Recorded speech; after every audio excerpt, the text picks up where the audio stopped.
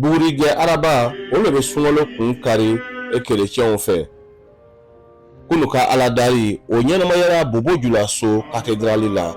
Seli banni kɔfɛ Labe Mathieu Traoré ale y'an kunbɛn a ka biro kɔnɔ ka se ka ɲɛfɔli kɛ anw ye o ka sunkalo nin ko la.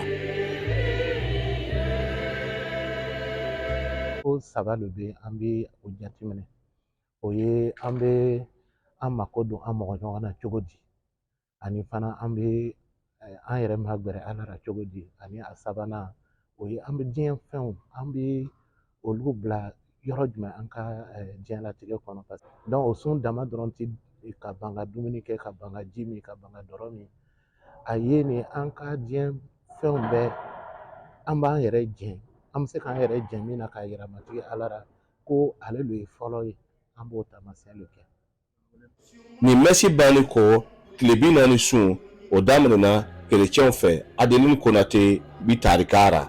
40 jours min ye an nana taama kɛ a kɔni ma nɔgɔ mais an bɛ matigi Ala deli a ka sabari ka a bolo la an kerecɛnw bɛɛ dusu kan pour que an ka se ka taama nin kɛ ni hɛrɛ ye, an ka se ka taama nin kɛ ni hakilisigi ye. A kɔni ma nɔgɔ mais an bɛ matigi Ala deli hali bilen a ka an dusu faga k'an dusu salo.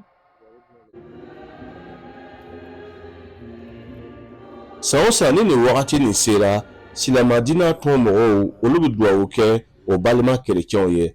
Ahmad Sanogo o ye Fédération Islamique vice président ye. An bɛ min kɔni f'u ɲɛna an b'a Ala deli u ka seli Ala k'a diya u bolo. An bɛ Alahu Taala deli Ala kana basi don a la, Ala k'a kɛ sababu ye k'u ka bɛn sabati, k'a kɛ sababu ye u fana bɛ laɲini min fɛ an ka jamana ka taga ɲɛ na, o bɛ dugawu mun kɛ Ala k'a dugawu bɛɛ lajɛlen minɛ. Kerecɛnw ka sun min daminɛna ten o bɛ kun cɛ fo tile 40 ni lon nin kɔfɛ ka taa bɛn Paki yɛrɛ ma marisi kalo tile 30 ale ni kelen. Halidu Ouedraogo, VOA Bambara tɔgɔra Bobo Julaso.